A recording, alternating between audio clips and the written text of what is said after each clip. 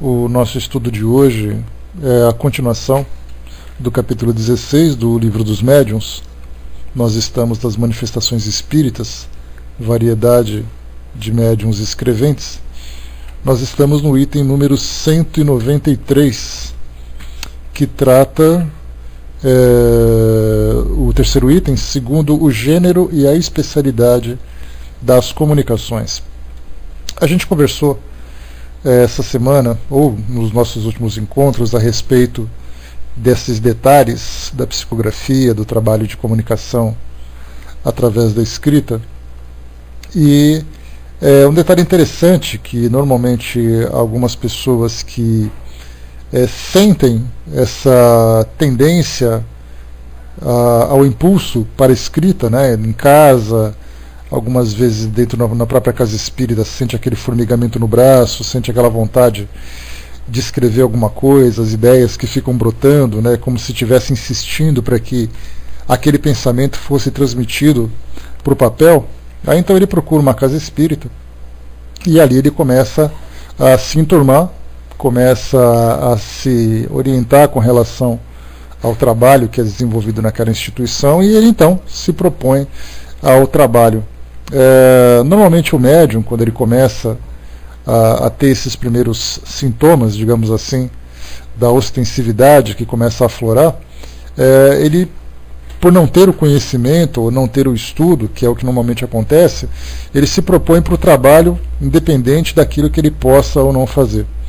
E aí então, através da experimentação, porque na verdade quando o médium se apresenta, a mediunidade é misteriosa, tanto para ele como para aqueles que dirigem o trabalho na instituição. Então ele vai se apresentar, nessa apresentação então ele vai se oferecer para fazer o trabalho, vão colocá-lo para o desenvolvimento mediúnico, para poder observar exatamente quais são as suas qualificações, quais são as suas habilidades, de que forma que ele pode contribuir para o trabalho, né? Normalmente a gente lembra sempre que na psicografia nós temos ali o que hoje é mais popularizado, por exemplo, são as comunicações dos espíritos familiares, né, desencarnados, que desejam trazer ali uma mensagem aos seus familiares. E aí então, ou mesmo através de uma publicação de um texto, de um livro, porque é o que normalmente chega, né, no conhecimento geral. A gente só imagina que seja isso.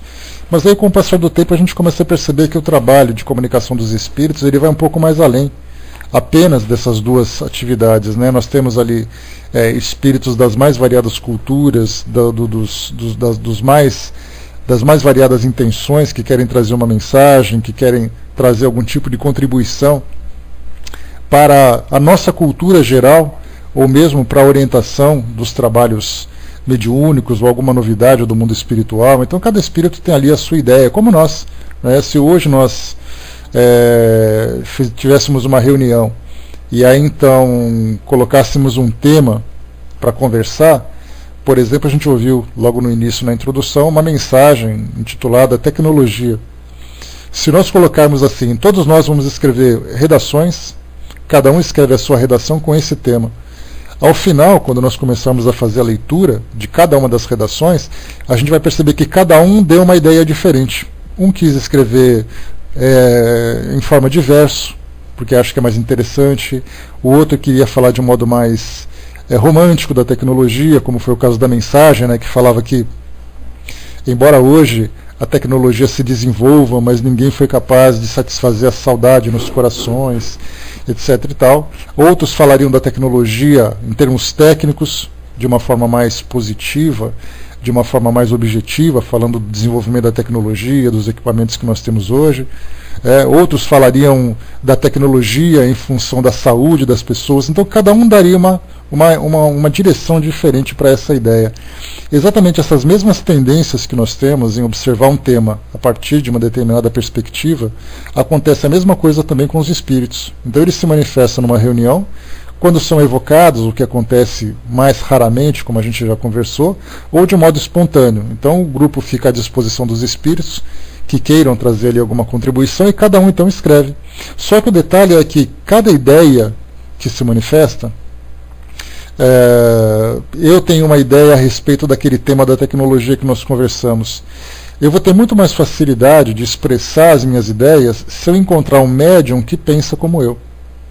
Naturalmente, quando Kardec fala sobre o gênero e as especialidades, a especialidade das comunicações, ele não diz que temos médiums exclusivamente que trabalhem com aquele tipo de especialidade. Ou seja, nós vamos falar um pouquinho aqui sobre médiums que falam através de poesia, médiums que falam da literatura, através de uma linguagem literária, médiums que falam, que prescrevem receitas médicas, por exemplo, que são os médiums receitistas, né?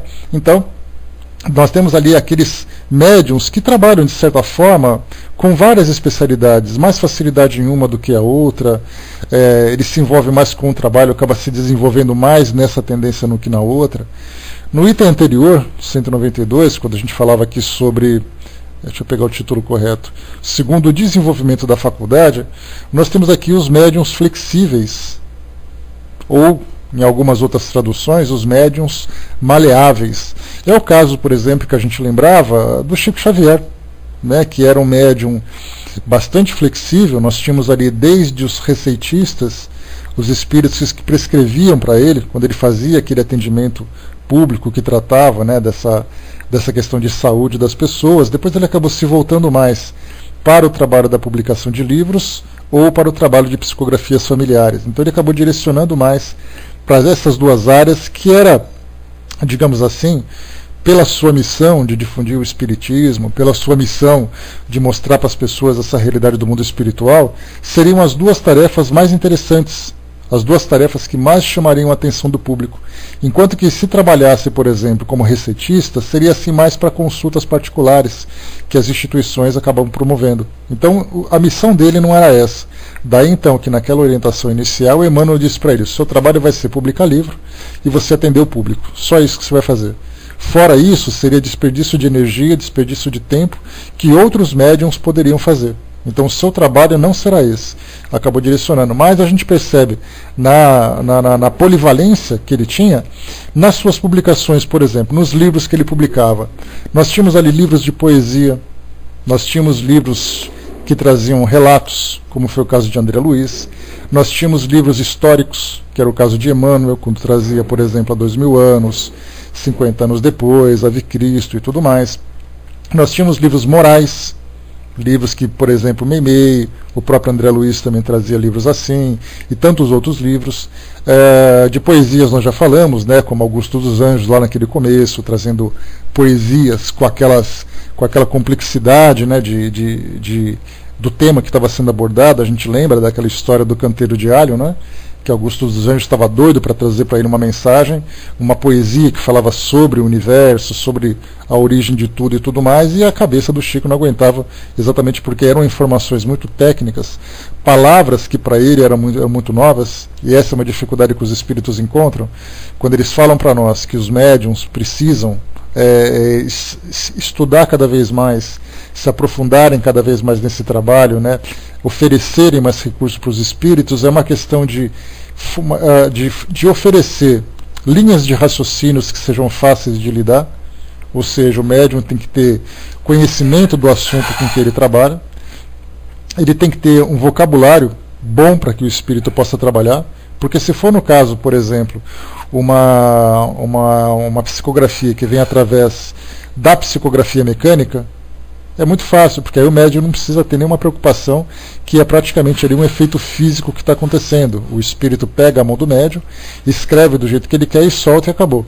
No caso do semimecânico, no caso do intuitivo, já passa pelo cérebro do médium, e aí então quanto mais recursos ele oferecer, mais fácil o trabalho vai se desenvolver. Então a gente viu aqui no caso do Chico Xavier essa polivalência, mas direcionando os seus esforços para o trabalho a que ele foi direcionado. Então, no caso de um médium que se apresenta numa casa espírita, quando ele começa a ser experimentado pelos orientadores do trabalho, quando ele começa a ser observado pelos mentores espirituais também daquela instituição, começa,, então, a ver qual a facilidade que ele oferece para determinadas comunicações. E aí então somente através da prática. O próprio médium vai se conhecendo, porque ninguém nasce com o manual de instruções, né? Olha, esse médium é para isso, isso, isso. Na verdade ele vai sendo observado, vai sendo experimentado e ele mesmo começa a perceber de que forma que ele se afiniza com o trabalho e qual é a tendência que ele tem para poder oferecer os recursos para os espíritos também.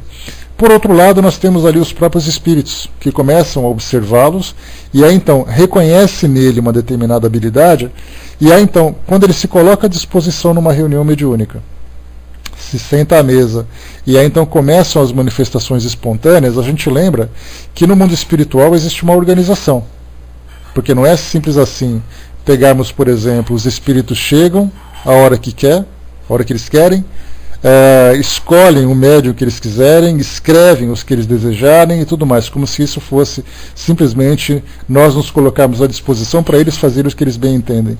Então, na verdade, existe uma organização lá no mundo espiritual em que os espíritos têm hora para chegar, têm hora para sair, tem a sequência em que eles podem se manifestar, o tempo que eles devem ocupar o médium, porque a gente lembra sempre que vários espíritos desejam essa comunicação, inclusive alguns espíritos que querem se comunicar numa determinada reunião, a gente lembra que muitas vezes ele se prepara durante a semana toda, para que ele possa estabelecer uma afinidade fluídica com o médium, para que ele mesmo possa se organizar, para que ele chegue no horário previsto. Alguns espíritos chegam na parte da manhã na casa espírita para poder ter a reunião durante a noite. Alguns, inclusive, esses espíritos comuns, que não são mentores espirituais, não são aqueles espíritos que desejam trazer mensagens de grande elevação, são espíritos comuns, que querem falar dos problemas que eles têm, que eles querem falar da saudade da família, muitas vezes até reclamam de alguma coisa. Esses espíritos, quando chegam no início da reunião, eles são até meio desaforados, eles falam assim, olha, eu pensei que vocês nunca iam começar essa reunião, eu cheguei aqui de manhã e agora que vocês começam. Aí eles chegam assim dando essas chamadas de atenção, mas aí, né, a caridade, a paciência, a tolerância é uma necessidade que se tem para lidar com esses espíritos. A Miriam colocou, né, porque naquele vídeo da Casa Espírita de Blumenau, ele escreve nomes de famílias alemãs, escreve corretamente os nomes mais complicados, ele psicografa de forma inconsciente, né, para a gente poder ver, é inconsciente, mas certamente no seu cérebro, na sua mente, existe ali toda a bagagem que ele pode oferecer para facilitar esse trabalho. Porque imagina para nós, né, que não temos o hábito de escrever esses nomes complicados, escrever nome em japonês, escrever nome em alemão, nome em russo, imagina para a gente ter um vocabulário desse, eles escrevem perfeitamente. Né, isso que é muito bacana da gente perceber. E ver que não é por acaso, existe realmente ali a facilidade que o médium oferece para isso. Flaviana colocou para nós, né, quando trabalhava na casa espírita, alguns espíritos diziam que tinha uma fila enorme e que estavam esperando para mandar mensagem. Muitos deles, Flaviana, a gente tem até algumas comunicações que chegaram assim para a gente poder estudar. Bom dia, pessoal que chegou. Alguns espíritos, eles são mal educados, inclusive. Eles são levados assim à casa espírita para poder participar desse trabalho, que é uma forma deles, até da educação, desse processo de reequilíbrio, de orientação que eles acabam recebendo, né, nessa nova condição em que eles se encontram. Alguns são muito mal educados. Eles brigam mesmo, querem passar na frente, querem furar fila, né, do jeito que você colocou. Mas existe um controle muito rígido no mundo espiritual. Alguns, inclusive, para a gente poder ter uma ideia de como funciona, vamos supor que a reunião comece 8 horas da noite. Aí então os médiuns chegam ali por volta das 7h30, 15 para as 8. Aí então todo mundo se prepara, se senta à mesa. Aí quando dá ali 8 horas, fecha-se a porta para ninguém mais atrapalhar, aquela coisa toda. Aí começa aquele momento de prece, aí depois faz ali 15 minutos de leitura. No momento em que o médium senta, muitas vezes, ele já começa a sentir as ideias chegando e o braço dele querendo escrever.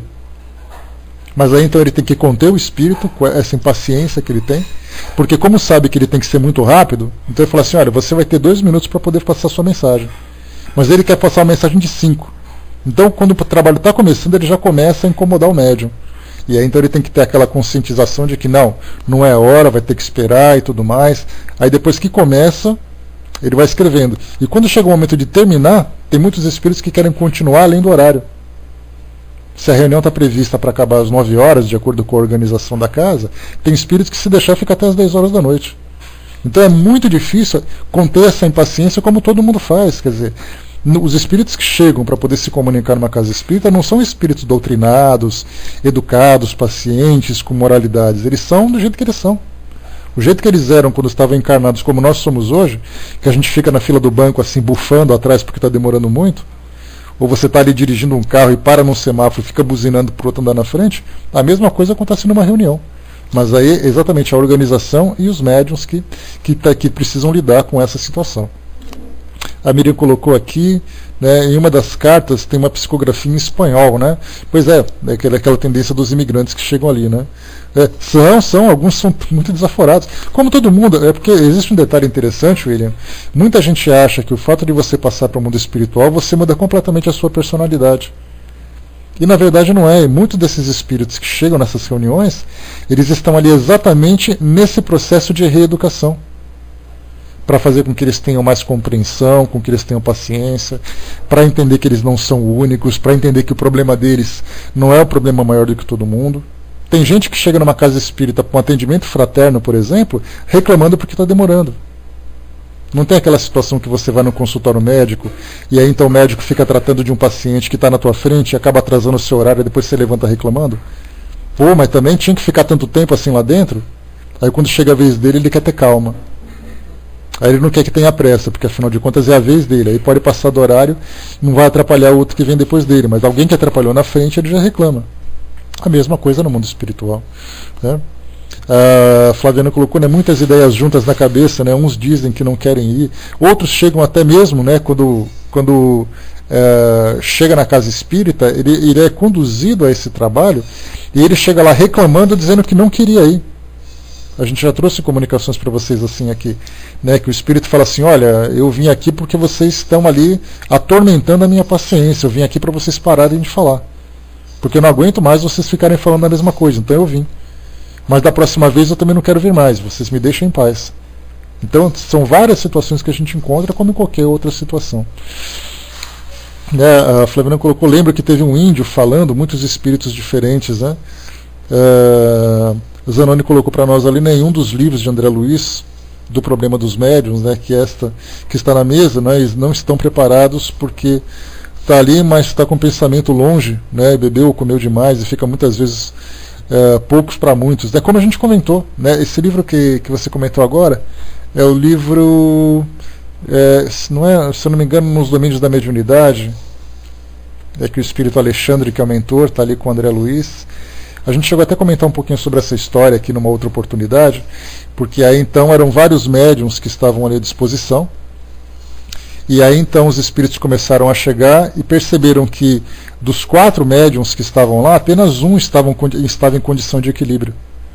E aí então o que fizeram? Falaram para os espíritos que estavam ali, olha, são 5 espíritos aqui e somente um médium, então somente um espírito vai poder falar. E vai ser aquele espírito que vai trazer aquela mensagem de cunho moral geral para todos os trabalhadores.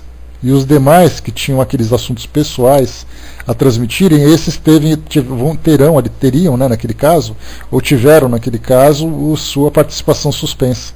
E aí então os espíritos reclamam, poxa vida, que pena, a gente perdeu aqui a oportunidade, não deu para vir e coisa e tal, né? A Rô lembrou aqui que isso é bem lembrado no nosso lar, quando ele quer conversar com o ministro, a mesma coisa, né? Cheio de impaciência, cheio de arrogância, ficou até o fim da fila ali. Foi o último a ser atendido para aprender a ter paciência, né? Então, é exatamente assim o que é, né? Como lembrou aqui também o Negrão, né? Que a gente é o que é. E a gente vai chegar no mundo espiritual, né? Nós que somos espíritas, nós que temos esse nosso pensamento voltado para essa elevação espiritual, para essa transformação, a gente vai chegar com aquela disciplina, com aquela paciência, vai pegar aquela fila assim com as mãos para trás, com a cabeça baixa, para não demonstrar nenhum tipo de, para não pressionar ninguém lá na frente. Então nós todos seremos comportados a princípio. Mas a gente vai chegar ali e vai pegar a Dona Maria e o seu João, que não estão nem um pouco preocupados, eles querem ter atenção, eles estão ansiosos muitas vezes. Né? Então é o que a gente espera, pelo menos, da Zanoni. É a nossa expectativa. Mas muitos espíritos chegam e falam assim, olha, depois de muito tempo, alguns são muito gratos, né? Uns que se comunicam, eles dizem assim, olha, vocês não imaginam a felicidade que eu tive, que me deu quando eu recebi o convite para poder vir até aqui. Eu agradeço a oportunidade que vocês estão tendo, eu só quero contar minha história para vocês e tal, e aquela coisa toda. Então a gente tem desde aqueles que são gratos, até aqueles que são muito ingratos e mal educados, até aqueles que são muito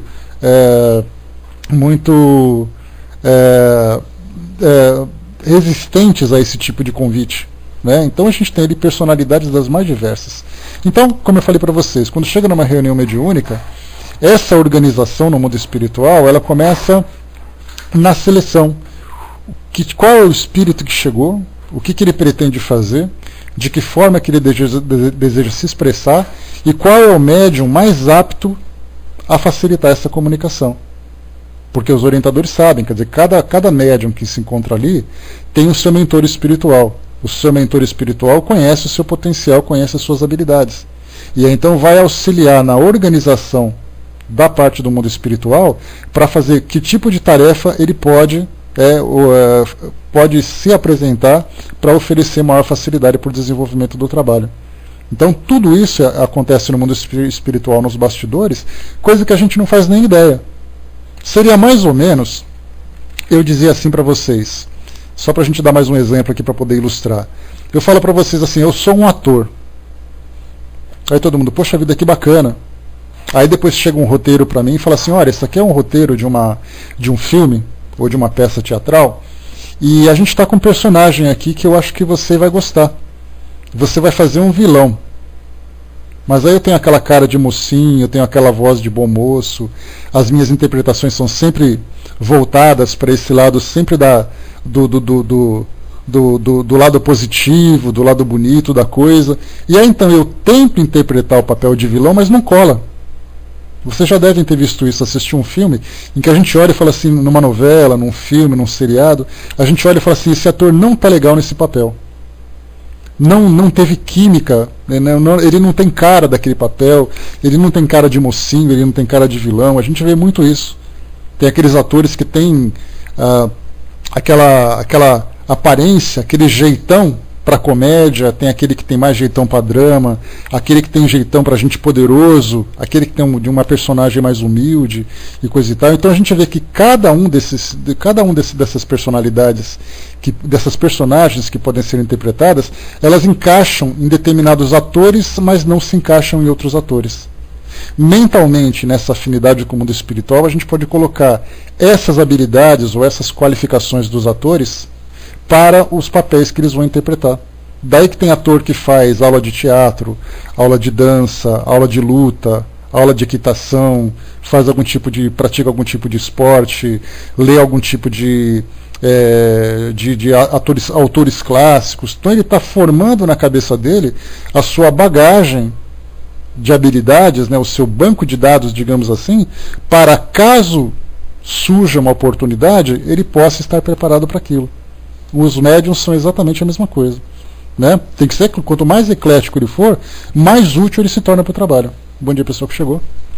Deixa eu ver aqui, a Flaviana colocou que lembro que minha irmã estava querendo falar comigo em uma reunião e um guia espiritual mais elevado disse que não tinha permissão para transmitir. Depois ela se manifestou no final por outro médium. Então, quer dizer, tudo ali bem organizado, né? E se não houver essa rigidez, vira bagunça. Porque muitas vezes acontece, inclusive a Dona Ivone do Amaral Pereira, ela trouxe uma explicação num dos seus livros, não me lembro exatamente qual dos livros que mas ela tinha sido convidada por um grupo de amigos para participar de uma reunião, onde a manifestação seria através da psicofonia, né, através da incorporação, mas era uma reunião em que mais ou menos 20 médiuns participavam e os espíritos se manifestariam todos ao mesmo tempo. E aí então ela, poxa, eu queria ir, eu estou muito curiosa para saber como é que é. E aí ela estava dizendo que tinha se arrumado e tudo mais, estava descendo ali as escadas da casa dela e alguém a empurrou. Naturalmente ela estava sozinha na escada, e ela caiu e sofreu um acidente meio grave, fraturando o braço. E depois ela, né, recebendo o tratamento, aquela coisa toda, ela perguntou para o mentor dela, né, no caso que era esqueci o nome do espírito do trabalho, o Charles. Por que aquilo aconteceu? Ou o Bezerra de Menezes conversou com ela. Por que isso aconteceu? Não sabe quem era uma mulher, era um espírito de uma mulher que estava ali, e acabou empurrando, que não tinha ali uma energia muito positiva, uma energia muito boa. E aí então o Dr. Bezerra de Menezes, conversando com ela, ela perguntou, mas por que isso aconteceu? Eu estava indo para uma reunião mediúnica e tal. Aí ele explicou assim, que há males que vêm para bem. Porque aquela reunião mediúnica, com tantas manifestações ao mesmo tempo, aquilo ia provocar um tumulto, ia provocar tamanha perturbação para ela, que ela não ia conseguir depois manter o equilíbrio. E isso seria muito nocivo. Então, aquele acidente foi permitido que acontecesse para que ela não fosse àquela reunião. Foi o jeito de segurá-la para que ela não fosse. Então ela comentou sobre isso exatamente desse tipo de organização, que seria muito mais perturbador para ela, que era uma médium muito sensível. Imagina ela com aquela sensibilidade, 20 espíritos falando ao mesmo tempo, espíritos das mais diversas personalidades, temperamentos, sentimentos e tudo mais. Sem problema, Negrão. Então a gente vê assim que, dependendo do tipo de reunião, a gente vê o que acontece, né, como isso é problemático. Então, essa colocação que a gente trouxe aqui dos atores e comparando com os médiums, seria mais ou menos isso. Só que o médium, em vez de ser um ator, ele acaba sendo um intérprete. Só que para ser um bom intérprete, ele precisa também ter uma boa habilidade. Então é isso que vai facilitar o seu trabalho. Então, como eu coloquei para vocês, o médium se conhecendo, sabendo exatamente qual é a sua maior facilidade, ou quais são as suas facilidades. Né? Isso porque, mais uma vez, a gente lembra que você pode ter uma habilidade num único estilo de psicografia, de mensagem, como você pode ser polivalente. Então, assim, de um modo geral, a média é que os médiums tenham habilidades diversas, mas sempre se destacando mais para uma ou para outra. Não significa necessariamente que, se eu for, por exemplo, um espírito, um médium, que tenha facilidade em contar histórias, por eu ler muito, por eu assistir muitos filmes, por eu ter assim toda aquela bagagem para poder oferecer, não significa que um espírito que queira escrever através da poesia, através de versos, não consiga escrever através de mim. Mas ele vai ter uma maior dificuldade de compor ali as suas rimas, de compor os seus versos e tudo mais. Então aqui a gente tem, nessas especialidades, está aqui, segundo o gênero e a especialidade das comunicações. Então aqui os espíritos com Kardec relacionaram algumas dessas habilidades que são apresentadas, que foram observadas, então que pode ter uma ou várias ou todas, de acordo com a capacidade do médium, como a gente já conversou, né? Então a gente vai conhecer um pouquinho de cada uma aqui. Médiuns versificadores são os que obtêm mais facilmente comunicações em versos, muito comuns para os maus versos, muito raro para os bons. Nesse caso, para os maus versos, a gente percebe que é o próprio médium que muitas vezes oferece uma certa resistência para que o espírito possa se comunicar. Agora, se eu gosto muito de poesia, se eu leio muito sobre poesia, ou se eu trago no meu inconsciente essa habilidade de versificação, os espíritos se comunicam com maior facilidade. O conteúdo das mensagens, normalmente, são mais para orientação, para instrução. A gente vê muitos livros do Chico Xavier que fala sobre situações da vida. Tem até uma de carnaval, inclusive, né, que era uma época de carnaval e um espírito foi trazer uma mensagem. E o conteúdo era exatamente isso. Ele falava em versos tudo aquilo que poderia acontecer no carnaval, sobre a questão da desorientação, da sensualidade. Né? Ele contou uma história, na verdade, pegou uma personagem e a partir dali começou a contar uma historinha, né, da forma como aquilo poderia acontecer no carnaval. Então, isso somente através de uma habilidade poderia ser. Um outro médium poderia também ser utilizado se houvesse essa afinidade fluídica, essa facilidade, mas ele traria uma dificuldade maior. Mas esses versificadores são aqueles que oferecem maior facilidade. A Catinha colocou, pelo que entendi, o Espiritismo prega a aceitação, o crescimento espiritual e o resgate de eventos não bons do passado em relação à própria pessoa e os demais.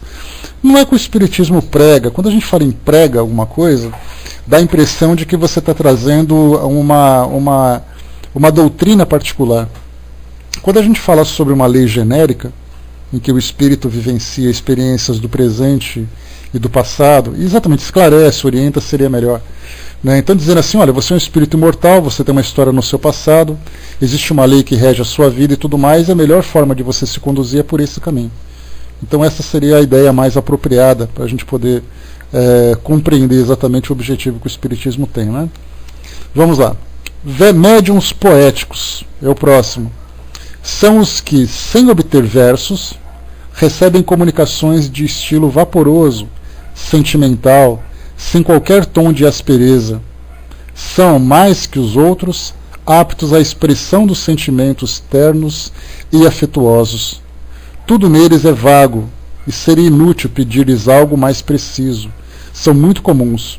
Então são espíritos que vêm aqui trazer mensagens de elevação moral, mensagens de orientação para as pessoas a respeito de suas vidas e tudo mais, e trazem isso de uma forma poética. A gente vê muito isso em Maria Dolores, Meimei, né, são os dois espíritos que trabalhavam através do Chico Xavier. Se a gente lê um conteúdo de Maria Dolores, por exemplo, a gente vê que ela fala com muita doçura. Meimei é a mesma coisa também, né? Fala com aquela doçura, com aquele encanto. Ela começa sempre dizendo assim, né? Alma pura e boa, alma bonita e boa. Então sempre tem aquele tom bem doce, né? Se a gente pegar, por exemplo, André Luiz, nas comunicações morais que ele traz, independente dos romances, ele já é mais objetivo. A forma como ele se expressa já é diferente. Emmanuel, a mesma coisa. Se a gente falar com Joana de Ângeles, por exemplo, um estilo completamente diferente. Ela é muito específica, ela é muito técnica, não é aquela coisa de ficar passando a mãozinha na cabeça. Já Maria Dolores e Meimei, por exemplo, dá a impressão de que são aqueles espíritos que pegam a gente no colo, passam a mão na cabeça e falam e tudo mais. Para que o espírito possa trazer essa sua doçura, ele tem que encontrar no médium também essa sensibilidade para transmitir uma mensagem dessa natureza. Façam isso, pegam uma experiência, peguem mensagens assim de vários espíritos diferentes, aleatoriamente, desses que a gente mais conhece, né?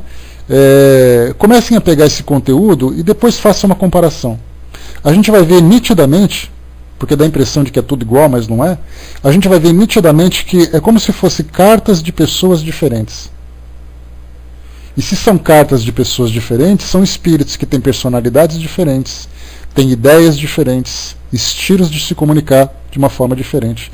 Só que para isso precisa encontrar no médium uma forma, né, essa conexão de acordo com a sua personalidade. A mesma coisa, se um espírito que é muito seco nas suas palavras, seco não no sentido de grosseria, mas ele é muito objetivo na sua forma. Olha, é isso, isso, isso, isso. Se você pega um médium que é muito meloso, vamos dizer assim, na sua forma de se expressar, aquela mensagem objetiva vai ter algumas florzinhas desenhadas, vai ter alguns coraçõezinhos, né, de uma forma assim, né, genérica que a gente fala, né, mas a gente vai perceber que aquela objetividade com que ele queria transmitir dá a impressão de que não é ele. Por isso que muitas vezes um espírito que se comunica com dois médiuns diferentes, acaba lançando aquela dúvida: será que aquele espírito que se comunicou através daquele médium é ele mesmo?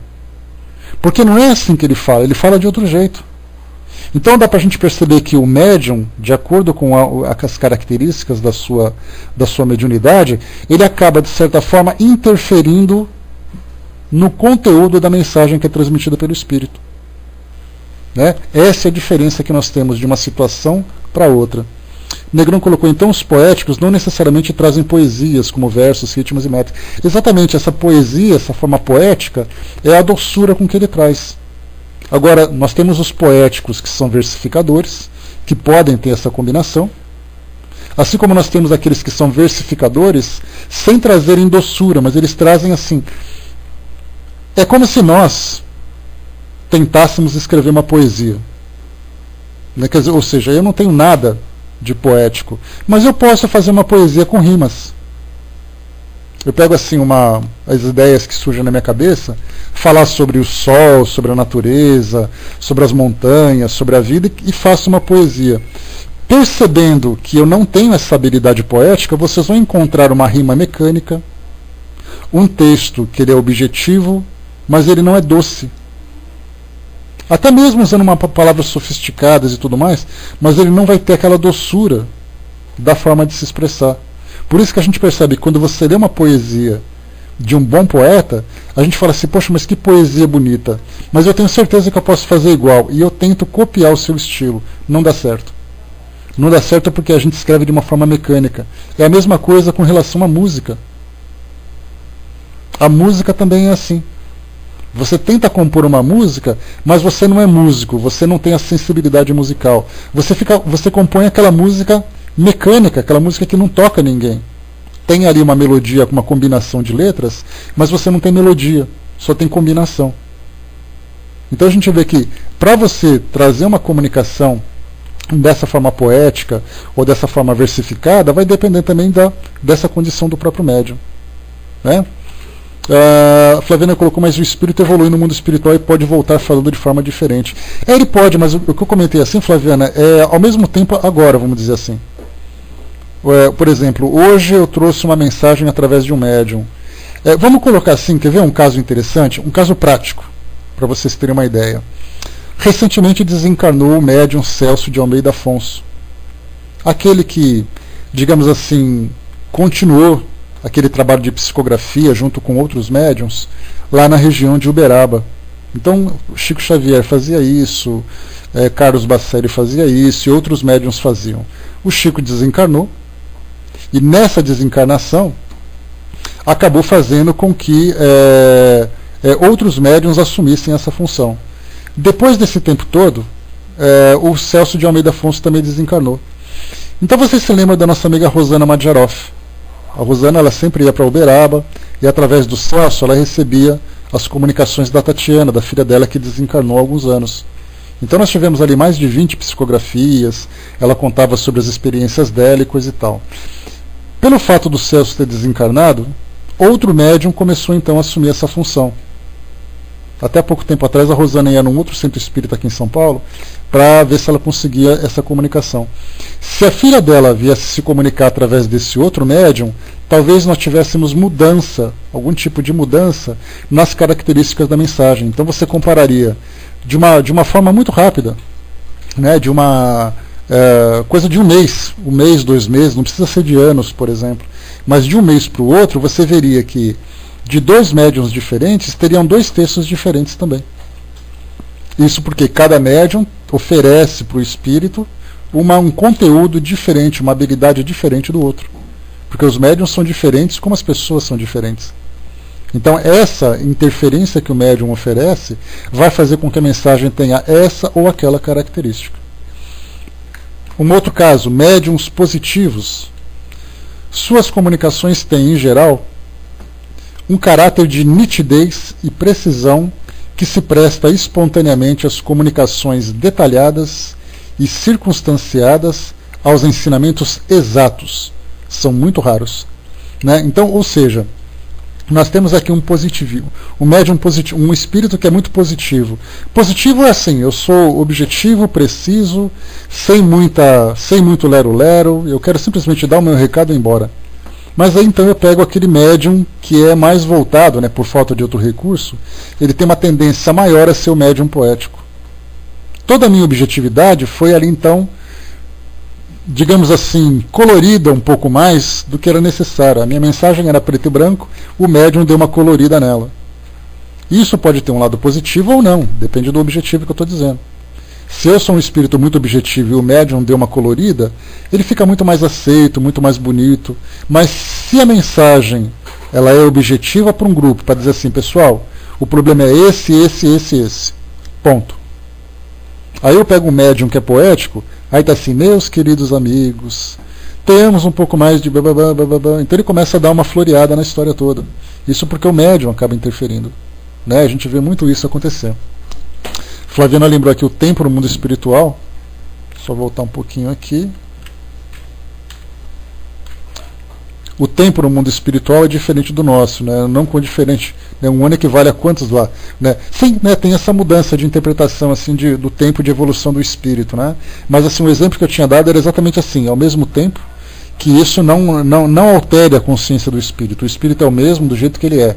Agora, claro, né, quando a gente pega assim, o espírito que desencarna, quando a gente fala sobre a sua própria transformação, a sua própria evolução, ele se torna mais maleável, né, quando ele vai aceitando essa mudança que ele vai sofrendo, ele se torna mais maleável, ele se torna mais tolerante, ele se torna mais compreensivo. Então, claro que ele mesmo vai se transformando com o passar do tempo.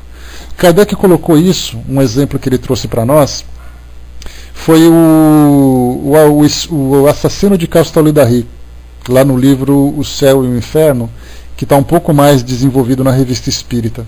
É aquele caso, Castelnaudary era uma região no sul da França, em que uma pessoa foi alugar uma casa, herdou uma casa, na verdade, do pai, e o pai tinha falecido naquela casa, tinha se desencarnado, e aí então o filho herdou aquela casa e queria morar, e ele levou um tapa no rosto.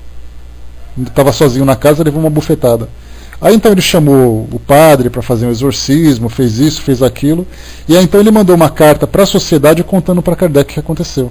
Aí não deu outra, Kardec, numa reunião mediúnica, evocou o espírito que estava lá, e era um espírito que estava, como a gente já comentou várias vezes, mais de 200 anos presos naquela casa.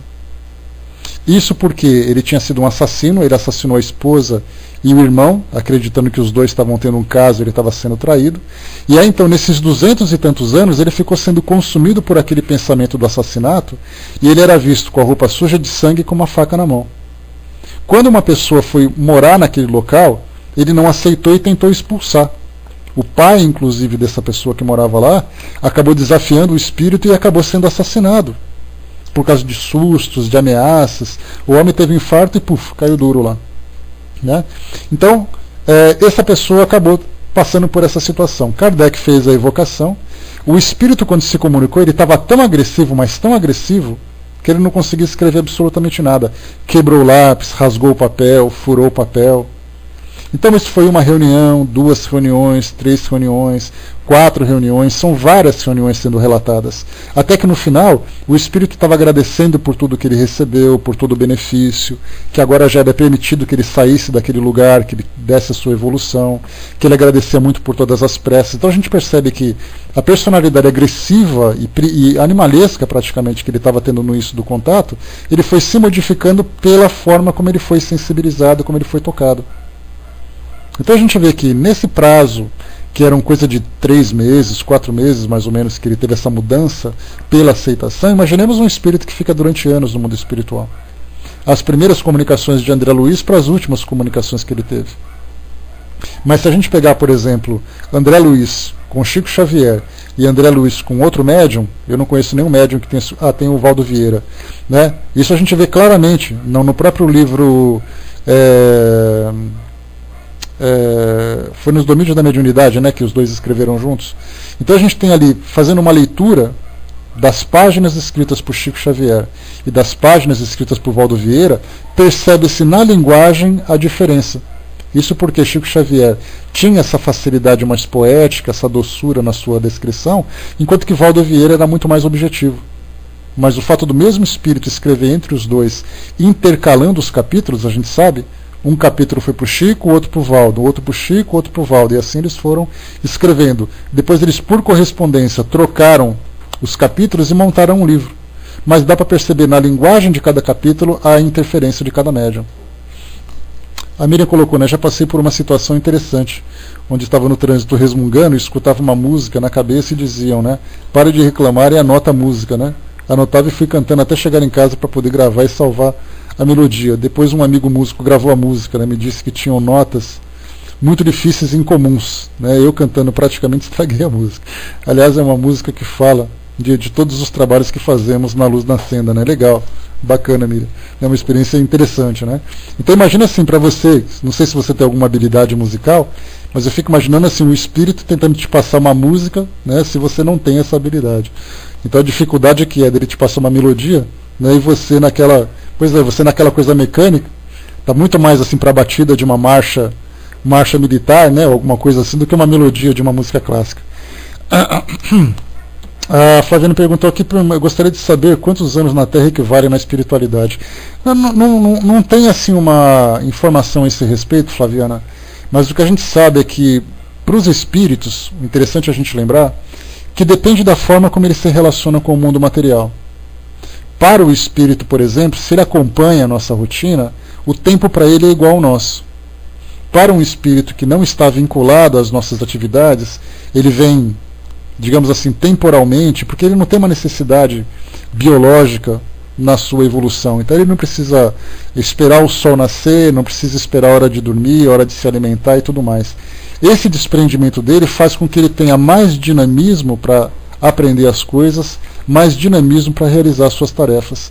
Então, assim, dependendo da forma como o espírito se relaciona, o tempo está muito próximo. Dependendo da outra forma, ele está cada vez mais distante. Agora, o que nós sabemos é que quando a gente se desliga se desvincula da rotina do mundo material, que é o que normalmente a gente espera, né? A menos que a gente tenha algum compromisso muito específico aqui com o mundo material, o espírito ele passa o tempo dele sem se preocupar. Então, na verdade, assim, quando você perde uma referência, o tempo para você acaba saindo daquela sequência lógica que a gente tem. Porque na nossa mente, o que acontece? A gente tem as horas, a gente tem os segundos, os minutos, as horas, os dias, as semanas, o mês, o ano, as décadas e assim vai, e os séculos. Então a gente tem sempre essa rotina. Quando você perde essa referência, você simplesmente vai vivendo o tempo que você vai passando. Então, na verdade, a gente perde a noção do tempo. Quando você se dá conta, passaram 5 anos, 10 anos, porque você perdeu a referência de lá. Mas é claro que os espíritos têm noção do que está acontecendo, porque pelo fato de ainda termos com o mundo material, com o mundo espiritual, uma relação muito próxima, nessa dimensão mais, digamos assim, materialista, os espíritos sabem quando é Natal, eles sabem quando é Ano Novo, eles sabem dos seus aniversários, eles sabem dos eventos que acontecem com os seus entes queridos, então eles não estão completamente desligados. Então assim, eles sabem que a coisa está passando, mas assim, nossa, é Natal de novo. Então a noção do passar do tempo é muito diferente, mas eles não perdem a noção, porque eles estão vinculados com o nosso grupo. Né? Então, é dessa forma que a gente pensa. Pelo fato de você não ter a mesma rotina, de você ter tarefas diferentes, atividades diferentes, então a gente acaba, né, vendo o tempo de um modo diferente. Mas não tem uma equivalência. Né? 1 ano para cá serve 5 anos para lá, não tem isso. Né? A gente vê o tempo passando de uma forma diferente, por não termos essas limitações. Né? Você não tem... Tudo acontece com a velocidade do pensamento, por exemplo. Você não precisa perder tempo se deslocando, você tem que pegar teu carro, sair daqui para lá leva 1 hora, então você já fica se programando para essa rotina. No mundo espiritual o dinamismo é muito diferente. Por isso a gente consegue, digamos assim, aproveitar o tempo de uma forma mais eficaz. Por isso a gente consegue fazer mais coisas em menos tempos, podemos dizer assim. Tá? Agora, como isso acontece mesmo, para falar sobre isso especificamente, teria que perguntar para os espíritos. Porque somente eles que vivem esse tipo de situação seria o mais favorável. Porque para nós seria só especulação, o nosso achismo, o que a gente pensa sobre o assunto. Eles contariam como é realmente a vida deles. Né? Então, mas a gente realmente não tem noção, porque cada espírito vê a forma diferente. Para uns que estão ociosos no mundo espiritual, o tempo se arrasta. Para aqueles que são mais dinâmicos, que sabem aproveitar mais, o tempo voa. Então é tudo uma relatividade para eles lá. Né? Pergunto porque minha irmã voltou para dar uma mensagem em pouco tempo de desencarnada. Ela já falava tão diferente, centrada, usando algumas palavras mais formais, e até como se tivesse estudado. Né? Isso porque, quando a gente está no mundo espiritual, as limitações que o corpo físico oferecem para a gente em termos de memória, em termos de aprendizado, de intelectualidade, quando você está com a sua mente livre, a capacidade que você tem de absorver novos ensinamentos é muito rápido. Você chega no mundo espiritual, você recobra personalidades do passado, você recobra conhecimentos que você tinha do passado. Então imagina assim que você é uma bexiga, um balão, preso dentro de uma garrafa. E esse balão está cheio, está doido para expandir. E de repente eu tiro essa garrafa de volta dele. Essa bexiga expande quase que de uma hora para outra. Dependendo da forma como ela organiza essas lembranças, ela consegue então ter um grande conhecimento em pouco tempo. Então a gente lembra que não é só o que você aprende, mas é o que você recorda daquilo que você já sabia. Então você tem um conhecimento maior do mundo espiritual, você fala com mais propriedade. Agora, claro que isso depende da forma como o espírito, exatamente, né, esse patrimônio intelectual acaba sendo retomado. Agora depende naturalmente da forma como o espírito se adapta no mundo espiritual. Se eu sou um espírito muito materializado, por exemplo, eu estou preocupado com a minha casa, com a minha família, eu estou preocupado porque eu não queria morrer. Aí vão falar para ele assim, olha, mas se você não se desprender disso, você não vai conseguir se desenvolver aqui no mundo espiritual. Mas eu não quero isso, eu quero voltar para minha família e tal. Então, na verdade, assim, cada espírito se adapta ao mundo espiritual de uma forma diferente. Essa proposta que o espiritismo tem, de trazer para nós essa visão de espiritualização, de imortalidade, de adaptação no mundo espiritual, de evolução, a gente começa a ter uma noção diferente do que significa você estar desencarnado. Para uma pessoa que tem a vida dela limitada ou ao mundo terreno, ou mesmo aos pensamentos do mundo espiritual, de acordo com dogmas que ela aprende na sua crença e tudo mais, se eu falar para você assim, olha, você vai morrer e você vai guardar o juízo final. Aí o espírito desencarna, é aquela pessoa que frequenta aquela igreja assiduamente, é uma pessoa muito praticante da sua fé, tudo que ela pensa no mundo espiritual é que ela vai ter que esperar o juízo final para viver eternamente lá ao lado do Senhor, aquela coisa toda. Esse espírito desencarna, ele acaba oferecendo uma resistência muito grande, porque simplesmente ele não aceita a sua nova realidade. Então, tem aquelas pessoas que não têm conhecimento nenhum, chega no mundo espiritual, aí dá um tapinha nas costas dela e fala assim, olha, bem-vinda, você acabou de morrer. Aí ele fala, que bom, por onde eu começo? Tem outros que você fala assim, você morreu. Não, pelo amor de Deus, eu não quero morrer. Cada espírito reage de uma forma diferente. Então, bagagem intelectual, todos nós temos. A forma como nós vamos nos desenvolver no mundo espiritual vai depender muito da forma como nós vivemos, das nossas crenças, dos nossos bloqueios, dos nossos preconceitos, tudo isso vai depender. Feliz o espírito, como no caso da tua irmã, por exemplo, que conseguiu demonstrar essa adaptação tão rápida. Porque, como eu falo para vocês, aquelas 3 etapas, né? A primeira etapa, o espírito chega no mundo espiritual, ele precisa se orientar sobre o que aconteceu. Sair daquele estado de confusão, aquele estado de perturbação. O outro, a segunda etapa, que não precisa necessariamente acontecer muito tempo depois, é a fase de adaptação. Então ele vai se adaptar a essa nova realidade. Eu sei que eu sou um espírito, eu sei que eu sou imaterial, eu sei que eu tenho a minha história passada que eu posso relembrar, eu sei que eu tenho que planejar meu futuro e coisa e tal. E depois a terceira etapa é ele viver propriamente o mundo espiritual, se envolver com suas atividades, progredir, evoluir e tudo mais. Então essas 3 etapas, elas podem acontecer rapidamente, como acontece, por exemplo, no próprio livro Voltei, né, onde a Ju faz o estudo lá do nosso Frederico Figner. Ele teve muito rápido a forma, ele desencarnou, já estava consciente, lúcido, sendo assistido e tudo mais. Enquanto que outros espíritos, mesmo tempo depois, como no caso de André Luiz, 8 anos depois, ele mal sabia do que tinha acontecido. Cada espírito reage de uma forma diferente. Então basta apenas que o espírito se adapte e recobre esse seu patrimônio. Se isso for rápido para ele, ótimo. Se isso for demorado, ele vai sofrer um pouco mais. Né? Teve uma encarnação bem trabalhada no âmbito da espiritualidade. Né? Pois é, exatamente assim.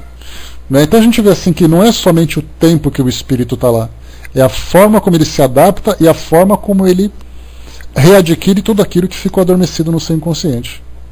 Né? Essa que é a diferença. Beleza? Vamos lá. A continuação aqui. Por que demorou tanto? Porque ele não tinha nenhum tipo de envolvimento com o mundo espiritual, ele tinha ali as suas preocupações com o mundo terreno, ele desfrutava da vida dentro da sua posição social, dentro dos prazeres que ele tinha, né, dentro dos temores que ele sofreu. Então, na verdade, ele foi passando por toda essa dificuldade exatamente pela forma como ele viveu. Como lembra, por exemplo, né, o Raul Teixeira, numa palestra, ele diz assim, que tal vida, tal morte. É a vida que você tem e a vida que você terá depois. Então, na verdade, essa espiritualização não significa necessariamente que ela vai ser positiva, dependendo da linha de pensamento que você tem. Se você é alguém que vive preso em dogmas, preso em pensamento religioso que não condiz com a realidade do mundo espiritual, isso também é um prejuízo. Pode te trazer moralmente uma elevação, porque afinal de contas você frequenta a sua igreja, você é assíduo, você é um cristão praticante, você pratica o bem, aquela coisa toda. Moralmente você conseguiu se transformar. Mas em termos de resistência, de preconceito, né, imagina, por exemplo, que eu falo assim, olha, na verdade eu sou um espírita e eu tenho que te dizer o seguinte, você vai continuar vivo no mundo espiritual e lá você vai encontrar os seus amigos, você vai poder se comunicar, aquela coisa toda. Ele fala, Deus me livre que isso é coisa do diabo, eu não quero nem saber. Quando ele desencarnar e chegar com essa realidade, ele vai achar que está no inferno. Isso pode parecer engraçado, mas isso é uma realidade que acontece. Imagina um muçulmano, por exemplo, que tem uma crença completamente diferente disso que nós conhecemos do mundo espiritual. Ele vai ter uma ideia, ele vai ter uma expectativa muito diferente. Um ateu, por exemplo, ele pode ter resistência do mundo espiritual, mas ao mesmo tempo ele pode dizer assim, eu pensei que fosse diferente, então vamos lá. É tudo uma questão do quê? Da forma como cada pessoa lida, né? Vamos lá, continuando, pessoal. Só para a gente poder fechar aqui, senão a gente não conclui esse nosso item. Médiuns literários. Isso aqui a gente conhece bem, né? Não tem o tom vago dos médiuns poéticos, né? Ele não fala assim, por exemplo, se ele vai falar do Sol, ele não fala do Sol dando voltas, contando a história dos gases, falando sobre o calor que nos aquece, coisa e tal. Ao mesmo tempo, ele também não é positivo. Ele não fala simplesmente que o Sol é uma bola de gás que irradia calor. Mas, na verdade, assim, ele consegue traduzir essa ideia do Sol de uma forma objetiva, mas bem escrita. Então tá aqui, ó, o seu estilo é correto, elegante e frequentemente de notável eloquência, ou seja, ele fala muito bem. E o médium literário, a gente sabe que aquele médium que tem essa facilidade e já reconhece essa habilidade de escrever textos, ele é aquele médium que ele precisa ler muito para conhecer estilos de escritas, estilos de textos, formas de contar histórias, porque quanto mais bagagem ele absorve com as suas leituras particulares, mais facilidade os espíritos vão encontrar para também contarem as suas próprias histórias. Se eu não faço leitura nenhuma, o que eu posso oferecer para os espíritos? Eles vão tentar contar uma história de acordo com a possibilidade deles, mas passando por essa minha resistência. Então isso é fundamental para essa leitura.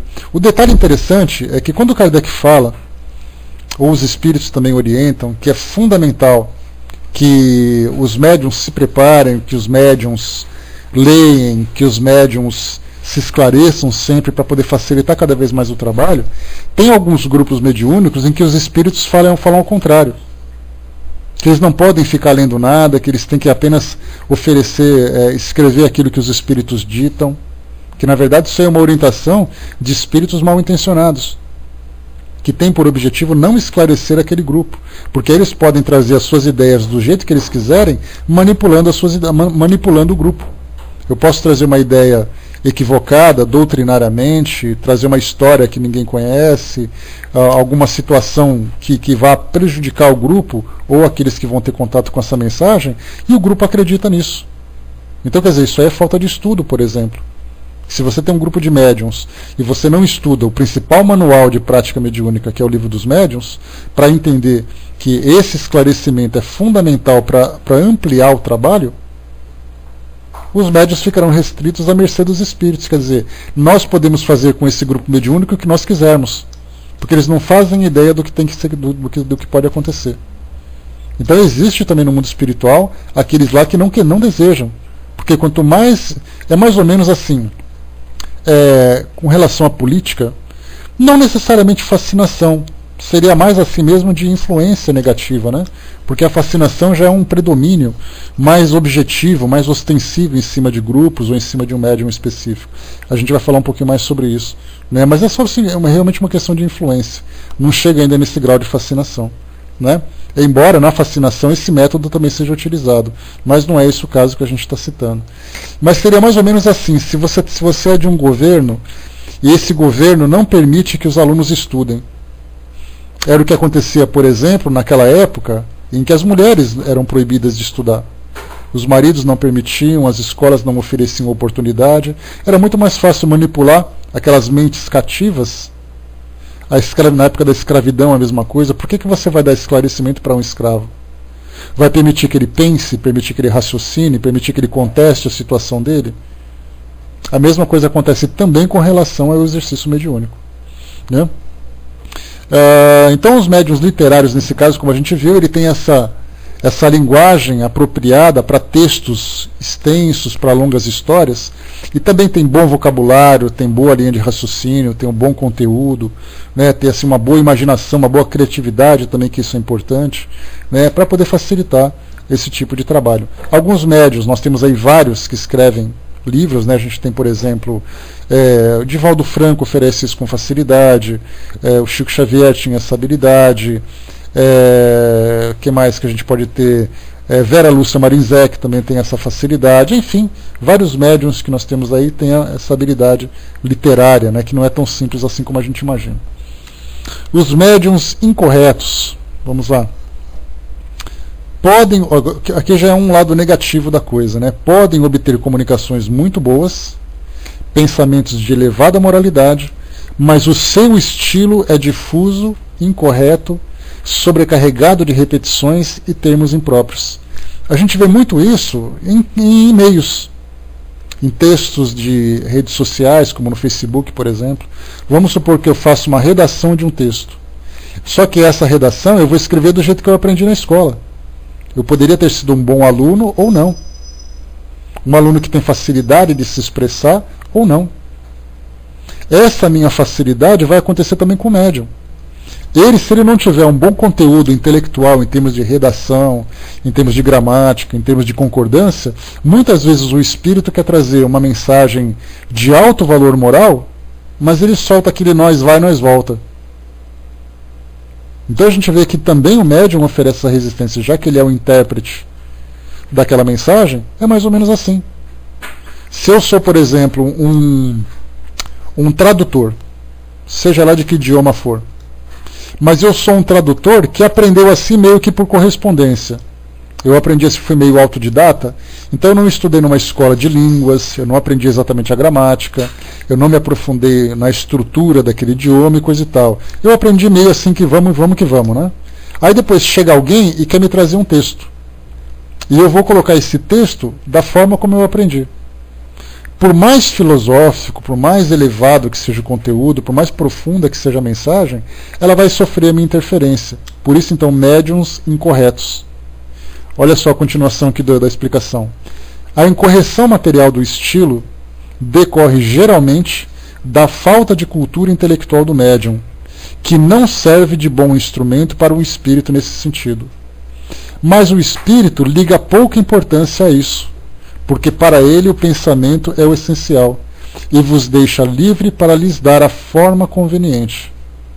Já não se dá o mesmo com as ideias falsas e ilógicas de uma comunicação, que são sempre um indício de inferioridade do espírito manifestante. Então, na verdade, quando a gente fala de uma mensagem que é mal escrita, ou que traz ali algumas expressões que são meio inconvenientes, nem sempre isso é interferência do médium. Isso pode ser, na verdade, uma questão de inferioridade do próprio espírito. Então, na verdade, ele que escreveu isso, não foi o médium que escreveu dessa forma. Aqui o que Kardec está colocando são as mensagens de elevação, as mensagens boas. Então, na verdade, é assim, como aconteceu, mais uma vez, com a história do Canteiro Diário de Chico Xavier. Augusto dos Anjos queria trazer aquele poema tão complexo, tão profundo, tão elevado, que aí a mensagem veio de uma forma imperfeita, incompleta, porque o próprio Chico Xavier, naquela época, ofereceu resistência para aquela profundidade. Então, naquele começo, ele foi considerado um médium incorreto. Aí, como ele dizia, né, ele contou essa história na década de 70. E aí, então, ele disse o seguinte: olha, como é que ele queria que eu falasse sobre átomos, sobre o universo, se eu estava ali só regando um canteiro de alho? Então, a gente vê que é a limitação do médium que acaba causando essa interferência. Médiuns historiadores, os que têm aptidão especial para as dissertações históricas. Essa faculdade, como todas as outras, independe dos conhecimentos do médium, pois há pessoas sem instrução e até mesmo crianças que tratam de assuntos muito além do seu alcance. Variedade rara de médiuns positivos. Então, na verdade, o seu conhecimento histórico é aquele conhecimento inconsciente. O que são esses conhecimentos históricos? A gente está cheio de psicografias assim, de mensagens, de livros que são escritos nessa linguagem, né? Nessa linguagem literária, mas ao mesmo tempo muito informativa. Então isso é raro acontecer.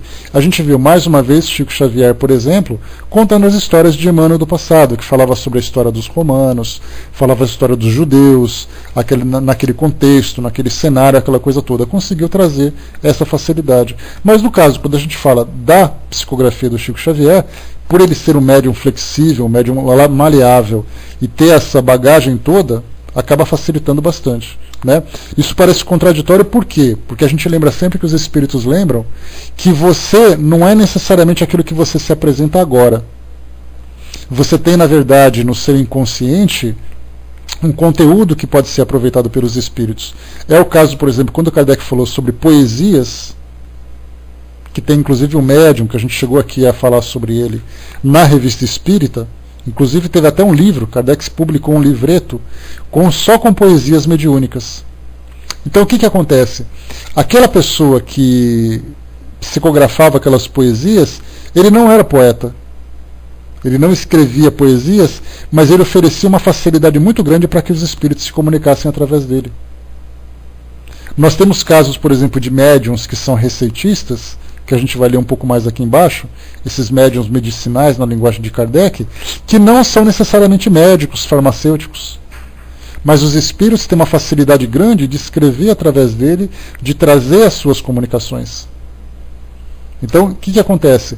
A aparência que nós temos imediata não significa necessariamente... Eu posso ser um desenhista, como Kardec também lembrou isso, lá naquela psicopictografia de Marte, que ele publicou na Revista Espírita. Aquilo foi feito através de um médium que não era desenhista. Mas um outro médium que era desenhista não conseguia fazer aquilo. Então a gente vê o quê? Que depende da bagagem que cada médium traz. Tá? Então aqui médiums historiadores, como a gente viu agora há pouco também, a mesma coisa. Eu posso ser uma pessoa com pouca cultura, mas inconscientemente eu trago essas informações que são utilizadas pelos espíritos. Né? Para ter uma ideia fácil, vamos imaginar assim, que eu tenho um computador, pode sim, Fernanda, eu tenho um computador, e nesse computador eu tenho só o básico que o Windows oferece. Eu tenho, por exemplo, o Paint, para poder fazer desenhos. Eu tenho o WordPad, que é aquele programa básico que o Windows oferece, editor de texto. Então eu tenho um programa de desenho básico, um editor de desenho básico. E aí então vem um espírito com grande habilidade de desenho e quer fazer ali criar uma arte através daquele programa. Ele não vai conseguir muita coisa. Ao mesmo tempo eu tenho um outro programa, eu tenho um outro computador que tem ali um programa de grande conhecimento, de edição de imagens de grande porte, um editor de textos de grande porte, que o espírito acha mais facilidade para poder escrever um texto ou trazer algum tipo de desenho. Então a gente vê que, na verdade, a mente dos médiuns são computadores que têm alguns programas que os espíritos acham ou não acham. Então vai ser essa facilidade que ele vai encontrar para esse tipo de trabalho. Né? Só para completar aqui. Pois é, professor Fernanda, se eu quiser fazer, por exemplo, uma edição de imagem, pedindo para a Fernanda fazer isso para mim, vai ser difícil. Agora, em compensação, se eu quiser que ela faça um outro tipo de trabalho que ela tenha habilidade, vai ser muito mais fácil. Então isso vai depender exatamente da forma como o espírito se relaciona com o médium e do conteúdo que tem para ser utilizado, das ferramentas que são ali utilizadas. Só o que a Miriam colocou não é a condição de conhecimento do médium. Então, no momento que determina se ele traz esse tipo de comunicação, será que podemos pensar que mesmo sem conhecimento, a disciplina e o poder de concentração também podem ser fatores considerados para acontecer a comunicação? Sim. A gente tem, por exemplo, lembrando que Kardec, na época em que ele trouxe os textos da codificação, ele trabalhava com adolescentes, ou pré-adolescentes até, da família Boldan, né, que eram as irmãs ali de 11 e 12 anos de idade. Eram crianças. O que essas crianças tinham em termos de conhecimento para poder trazer um conteúdo como, por exemplo, um texto do Livro dos Espíritos? Elas não tinham essa capacidade, mas significa o quê? Que inconscientemente elas traziam essa facilidade para permitir que os espíritos utilizassem sua linguagem. Então a gente vê muito isso acontecer. Quer falar, Fernando? Eu já libero para você agora.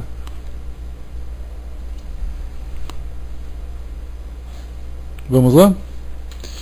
No caso de mecânicos tem essa facilidade, Flávio, né? Mas os mecânicos são mais raros. Os médiuns semimecânicos que trazem essa facilidade, né? Então a dificuldade dos mecânicos é a raridade com que eles se apresentam. Vamos lá. Passando para você, só um instantinho. Vamos lá.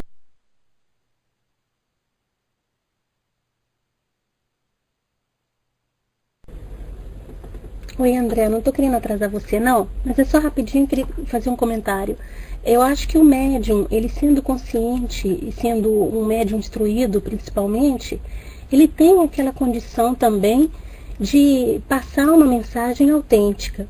Então, eu não entendi, o Tico Teco fez uma pergunta ali antes, eu não sei se tem a ver, mas eu acho também que se vem uma entidade simples, realmente sem estudos e tudo, ele pode passar aquela mensagem através da linguagem da pessoa. Ele não tem necessariamente que usar a própria linguagem, que pode ser até uma linguagem mais instruída, justamente para manter essa autenticidade da mensagem, sabe? Agora, diferente seria um médium com uma certa instrução mais limitada, e talvez até a nível de elevação também, passar uma mensagem de um espírito iluminado, ou um espírito elevado. Aí é onde a gente teria que ver um pouco essa diferença, não? Obrigada, tá, André? Tchau, pessoal. Passo.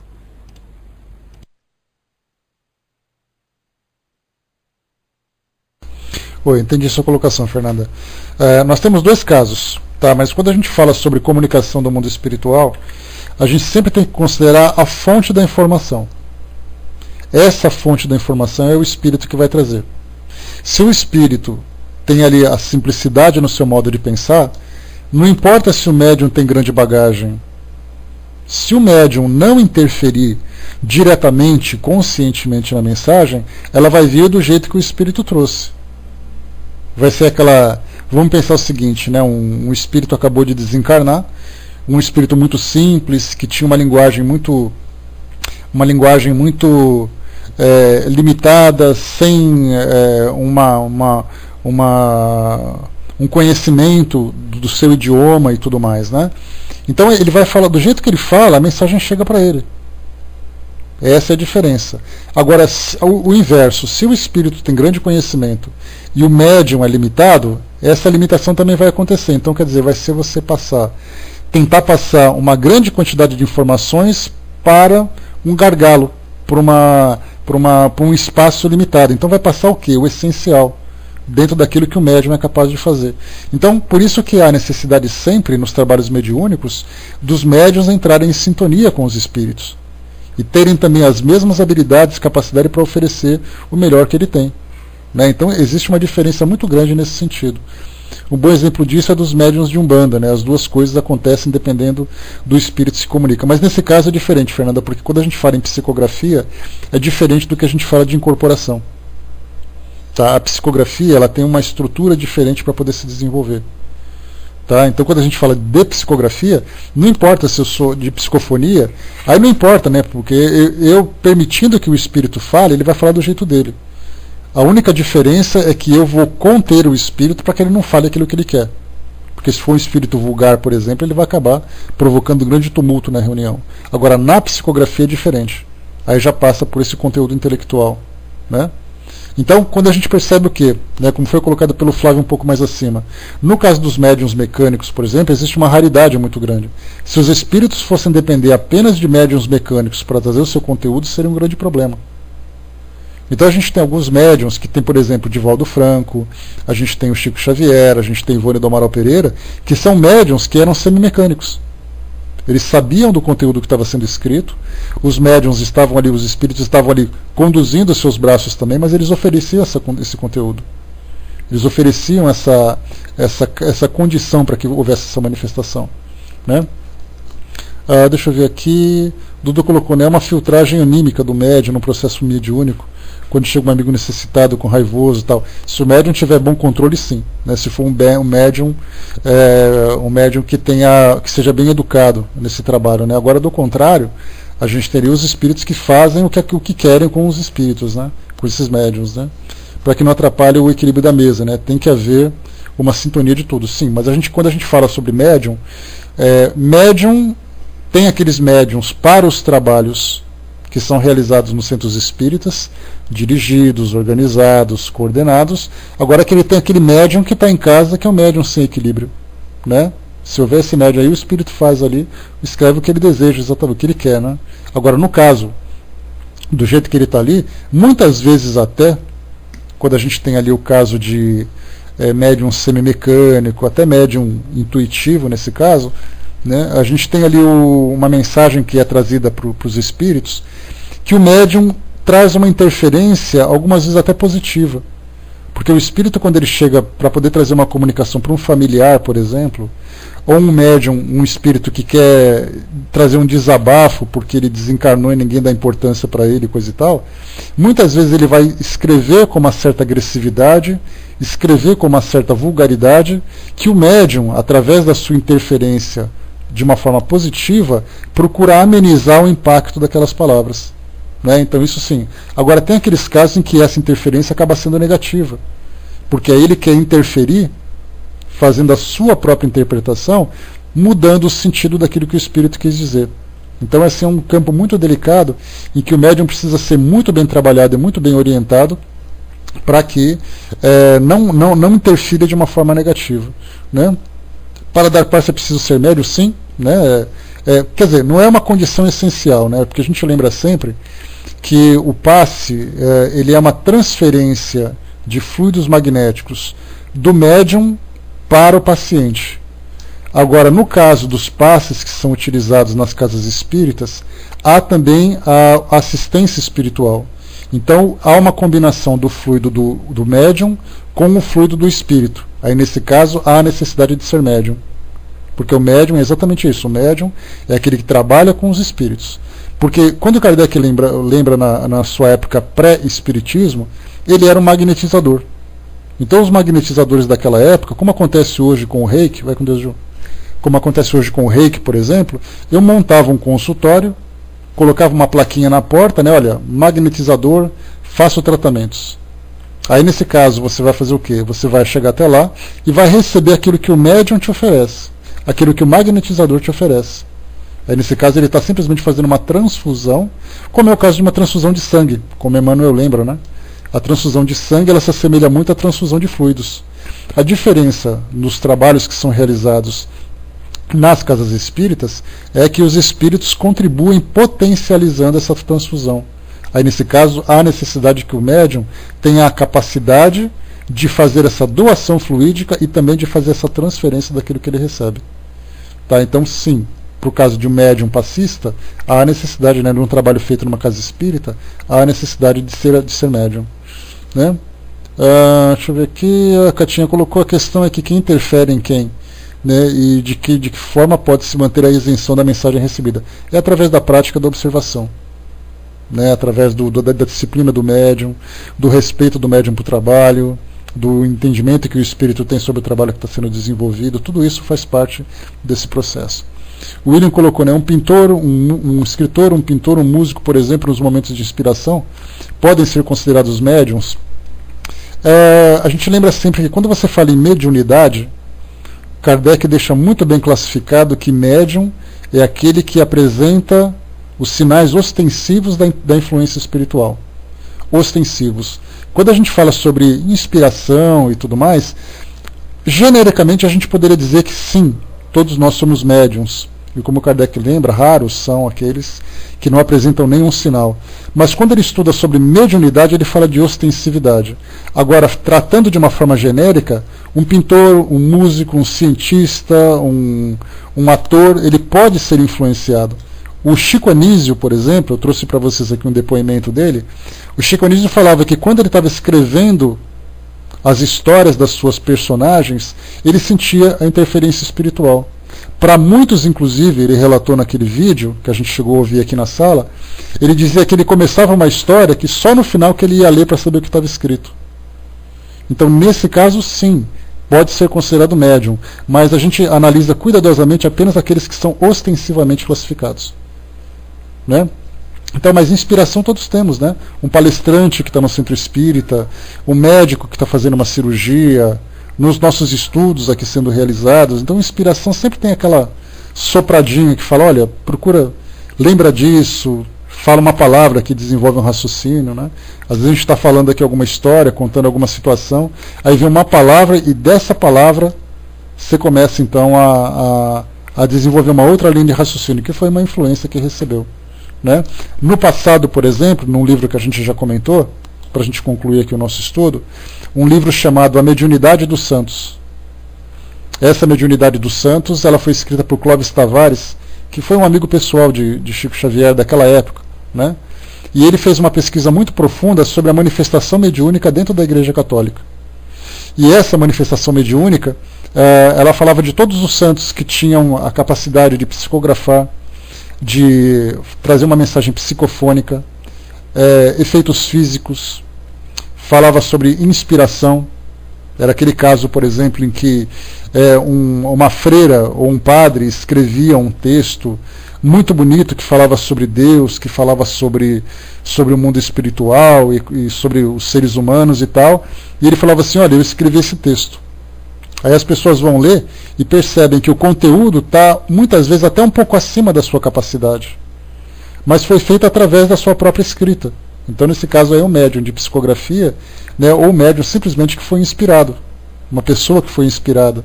Mas ele não significa necessariamente que ele seja ostensivo. Né? A palavra ostensivo, Catinha, é uma condição em que o médium sente claramente a presença espiritual. É claramente. É a mesma coisa eu falar assim para você, eu acho que eu estou com dor de cabeça. Se você acha, você não tem. Aí tem gente que chega para você e fala assim, nossa, eu estou com uma enxaqueca que parece que a minha cabeça vai explodir. Então esse está com dor de cabeça. Então, assim, se você acha que tem, isso não é um sinal ostensivo. Se você sabe que tem, isso é ostensividade. Então, assim, os médiuns que são estudados por Kardec, ele deu preferência para esses que são mais ostensivos. Porque, do contrário, quando você fala que acha, você não tem certeza. Ah, eu escrevi uma mensagem, mas eu não sei, eu estou em dúvida se fui eu que escrevi, se foi alguma influência, se foi uma inspiração. Então, eu considero ele sendo como seu, a princípio. Agora, quando chega alguém que fala assim, recebi essa comunicação, você escreve, analisa o conteúdo, começa a ver direitinho, então pronto. Né? A certeza, né?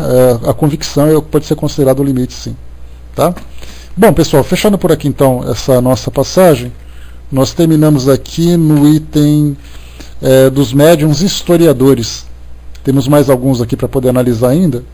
A gente vai ver isso até, deixa eu ver, tem aqui mais 4 ou 5 qualidades. Depois a gente entra no nosso próximo item, que fala sobre as qualidades físicas do médium. Tá? Tudo bem, pessoal, até aí? Então hoje a gente fez aqui o nosso... Segura aí, Francis. Claro, né, que a minha ideia, a minha intenção, na verdade, era ter feito uma pesquisa um pouco mais profunda para trazer para vocês aqui um exemplo de cada tipo de mensagem. Né? Bom dia, pessoal que chegou. Um exemplo de cada tipo de mensagem, pegar uma mensagem de versificação, ler para vocês, uma mensagem histórica, pegar um trechinho, ler, pegar uma mensagem positiva e fazer uma leitura e tal. Mas infelizmente a gente não tem tempo para poder, né, para a gente não ficar muito tempo preso, seria mais uma pesquisa particular de vocês mesmos. Né? Então teríamos que fazer ali, não é, uma comparação entre cada espírito e tal, mas a gente ia fazer um estudo exclusivo sobre psicografia. Né? E a gente tem ali sobre várias ainda situações da mediunidade no Livro dos Médiuns. Né? Então temos que, infelizmente, ter ali os nossos estudos particulares, né, para a gente poder fazer um aprofundamento desse conteúdo. Né? Deixa eu ver aqui. Não foi ainda, Andréia. Né? O filme do Sul que a Andréia está falando é o filme Contestado. Né? E esse Contestado fala sobre aquele evento que aconteceu no Sul, e que teve ali a participação de médiuns, né, que através da psicofonia trouxeram depoimentos dos espíritos que participaram daquele conflito, né, e mostra muita raiva, muita mágoa, muito medo ainda na manifestação deles. Então mais de 20 médiuns colaboraram na elaboração daquele documentário. Segundo o diretor do documentário, que conversou com um amigo nosso, vai ser a partir do segundo semestre que vai virar DVD. Porque até o fim do ano passado, ele estava em cinemas, em algumas salas e algumas capitais. Então só a partir de agora do mês de julho, provavelmente é que ele vai. Mas assim que tiver alguma coisa, eu já estou assim esperando, seco em cima dele, para poder comprar, para poder adquirir. Né? E assim vocês terão, né, terão também acesso a ele com certeza. Né? Muito bem, pessoal, fechando aqui um pouquinho, é um documentário excelente. Tem o trailer, procura assim o Contestado, trailer lá no YouTube que vocês vão achar. Tá legal? Bom, gente, estourou aqui o nosso horário em mais de 15 minutos. Vamos então